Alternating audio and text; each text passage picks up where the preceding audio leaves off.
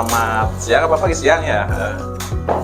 Kembali lagi sama kita nih di Kelurahan Kebon Kangkung dalam program Baceo. Baceonya. Ya, Baceo itu singkatan Kebon Kangkung Kreatif Corner. Oke. Dikirain Baceo tanya. Ya, Baceo yang kita tahu kan Baceo emang ngobrol ya sama ngobrol-ngobrol ya pengen tahu mengenai program dan unggulan lainnya gitu. Sekarang kita kedatangan tamu spesial. Tamu siapa? Artis nasional. Aduh, saya jadi deg-degan. Artis sumpah. lawas.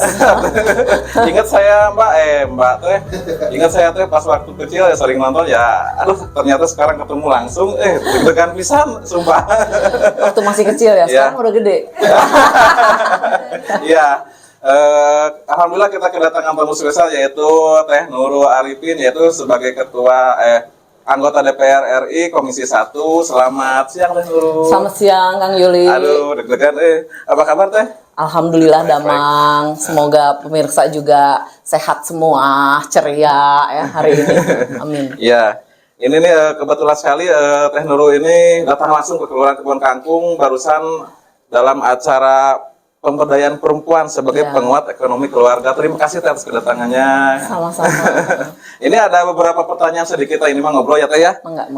Kan Teh Nurul yang saya tahu kan dulu asalnya kan artis ya. Saya sering lihat-lihat juga kan di acara-acara TV gitu bahwa sampai terjun ke dunia politik tuh karena memang dasarnya tuh karena aktivis perempuan ya. Iya. Boleh diceritain nggak kayak gimana? Ya, hatur nuhun Kang Juli. Jadi saya cerita dulu. Saya memang orang Bandung asli, lahirnya di Rumah Sakit Santo Yusuf ya. Jadi dugikeun ayeuna ya masih ada rumah di Bandung. Orang tua sudah nggak ada. Terus saya dari mulai TK sampai SMA di Bandung. Nah, pas SMA kelas 1 itu waktu itu saya ikutan model ya, kejuaraan lomba gitu, dapat juara umum. Terus sejak itu saya berkiprah menjadi model, ya model make up ya kayak tadi di atas juga kayak gitu. Terus udah begitu masuk agen lah ya, nah satu agent. Terus saya jadi pragawati. Kalau dulu kan masih sering ada fashion show di Bandung, terus banyak desainer yang lahir dari Bandung. Nah terus udah begitu saya hijrah ke Jakarta karena main film, udah gitu banyak lah film saya. Kalau sinetron mah sudah ratusan ya. Iya. Tapi kalau film layar lebar tuh jumlahnya 40-an lah, layar lebar nggak banyak. Terus udah gitu dalam perjalanan setelah saya main film karena saya public figure, terkenal konon gitu ya. Ya jelas suka konon itu Pak. Nah saya dapat satu peran yang bagus banget. Perannya itu jadi dokter yang mengadvokasi soal HIV/AIDS pada awal 2000-an kan orang masih menstigma HIV/AIDS dan seterusnya itu. Nah saya dapat ilmunya terus main di situ beberapa episode. Nah terus saya sering diminta untuk berjalan lah ya ke seluruh Indonesia memberikan advokasi, edukasi tentang apa itu HIV/AIDS, bagaimana pencegahannya, penularannya dan hidup berdampingan dengan orang yang kena HIV/AIDS itu pertama. Nah setelah itu karena saya sering ngomong soal itu akhirnya saya jadi aktivis perempuan gitu karena aktivis perempuan. Nah karena kan ternyata perempuan itu kan makhluk yang tersubordinasi gitu ya, diskriminasi lah pokoknya mah. Perempuan mah cenah di kasur, di sumur, dipupur weh cenah gitu kan.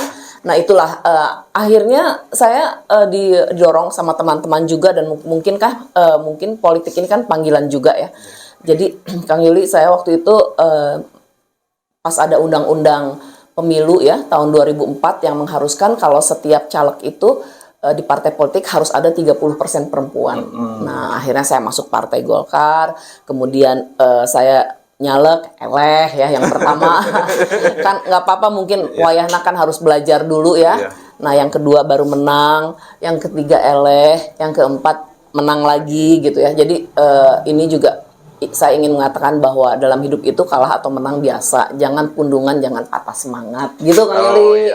Berarti boleh saya garis bawahi bahwa sebetulnya yang terjadi sekarang tuh bukan dari sebuah kesengajaan ya Teh ya. Jadi kayak dulu kan Teteh memang cita-citanya pengen jadi artis gitu kan. Iya. Kemudian karena memerankan peran sebagai dokter HIV, jadi kemudian timbullah pemikiran-pemikiran yang rasa simpati untuk perempuan sehingga untuk menyalurkan ilmunya tersebut jadilah sebagai aktivis sosialisasi politik, karena kan waktu itu saya apa ya, karena saya artis begitu ya, jadi kalau saya berdekatan dengan masyarakat, ngomongin soal AIDS, ngomongin soal narkoba, itu kan gampang diterima, jadi tidak dianggap sebagai menggurui, jadi kayak ya jumpa fans juga ya, jadi lebih mudah lah gitu. Oh iya, benar.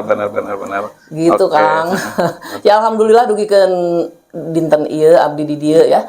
Saya di sini terus berkarya sekarang di politik, terus ya saya juga ingin mengundang kalau misalnya perempuan itu bisa berkiprah di mana aja sebetulnya. Gitu.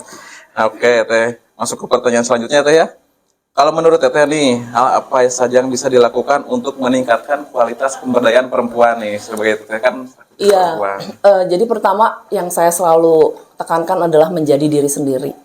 Kira-kira kita itu punya talentanya apa, bakatnya apa, punya kebisaan apa. Nah, yang di situ yang dilihat. Jadi jangan dilihat kekurangan. Kekurangan itu kan menjadi satu tantangan. Kekurangan itu menjadi tantangan untuk kita kemudian diedukasi untuk menjadi satu kekuatan sebetulnya.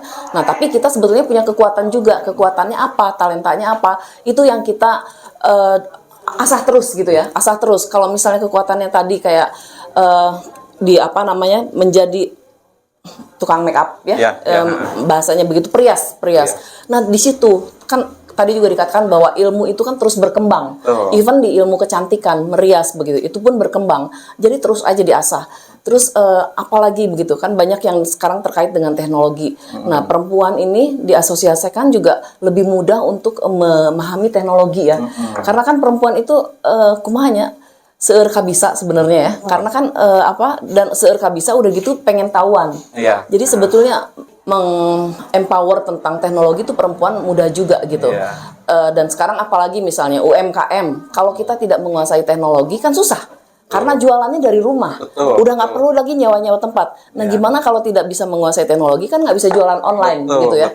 Saya percaya betul dan sejarah juga mengatakan di Indonesia ini kita tidak pernah krisis walaupun di tahun 1996 terus kemarin COVID dan sebagainya. Karena apa? Karena bantalan penyangganya adalah dari industri kecil di rumah yang memang dijalankan oleh para perempuan. Nah, itu. Jadi buat saya perempuan tuh memang luar biasa. Kemudian seringkali kalau sekarang ini berkolaborasi dengan anak-anaknya, karena anak-anak dikatakan lebih menguasai teknologi ya. Nah kita juga seringkali mendorong untuk para ibu-ibu ini yang berusaha dari rumah untuk berkolaborasi dengan anak, karena anak itu bisa membuat advertisingnya, kemudian juga hal-hal lain yang lebih menarik di dunia online-nya itu, gitu. Menarik sekali beneran. Emang kalau di era globalisasi ini di dunia teknologi yang semakin berkembang kan kita ngelihat yang tadi diceritain sama Tenero kan kayak toko-toko kayak di Tanah Abang sampai itu tuh, tapi kan tidak menutup kemungkinan untuk kreasi-kreasi ibu-ibu terutama perempuan kan sama anak-anaknya bisa mengembangkan wirausahanya dari rumah menggunakan teknologi tersebut kan gitu. Betul. Jadi Kang Yuli, teknologi itu kan dibuat oleh manusia, dikendalikan juga oleh manusia. Jangan sampai teknologi yang menguasai kita dan kita terninabobokan atau dikendalikan oleh teknologi. Kita itu manusia itu beyond teknologi, kita di atas begitu teknologi itu. Jadi kita jangan menyerah gitu ya. Tadi juga dikatakan di atas bahwa hubungan sosial, kontak sosial itu kan tidak tergantikan oleh robot, oleh digital begitu. Betul. Kayak hubungan manusia seperti ini, kan kalau saya ketemunya di online, kan benten. Laras. Beda. Dan zaman COVID itu di era COVID memang mengajarkan kita satu kekuatan teknologi. Menjadi Dan kita dipaksa untuk belajar dipaksa untuk belajar. Ini juga ada sisi positifnya gitu. Sekarang kita semuanya aware dengan teknologi. Ibu-ibu yang nggak paham sekarang pintar gitu ya. Jadi buat saya itu ya selalu ada sisi baik, sisi buruk dan kita bisa belajar di situ. Oke, Kang Yuli, saya udah ditunggu nih. Terakhir mungkin ya, apa harapan Teteh ke depan nih untuk meningkatkan pemberdayaan masalah perempuan gitu? Harapannya gimana nih? Ya, kalau saya berharap antara laki-laki dan perempuan itu ibarat siang dan malam. Seperti langit dan bumi, seperti bulan dan matahari. Seperti apalagi? Jadi kita itu saling melengkapi. Kalau saya berharap laki-laki dan perempuan itu saling melengkapi, jangan saling mencaci maki, ya. Karena dengan dua kekuatan itu kita bisa menghadapi hidup yang berat pun jadi ringan, yang ringan tambah ringan. Kalau ada lagi hidup ini kan ada suka dan dukanya. Kalau ada duka kita saling mensupport, kalau ada suka dibagi bersama, begitu ya. Jadi saya kira saya tidak ingin terjebak dalam dikotomi laki dan perempuan, tapi hidup ini sudah diberikan oleh Tuhan, oleh Allah Subhanahu wa taala, bahwa hidup itu harus berdampingan dalam pasang-pasangan tersebut. Oke, luar biasa sekali ini Teh Nurul. Sekali lagi terima kasih banyak Teh Nurul atas kedatangannya ke Kelurahan Kebon Kangkung. Ini sesuatu yang luar biasa bagi kita semua. Mudah-mudahan apa yang disampaikan Teh Nurul dapat membawa manfaat bagi seluruh masyarakat Indonesia, terutama untuk Amin. warga Kelurahan Kebon Kangkung. Oke, terima kasih Teh Nurul. Matur nuhun ya.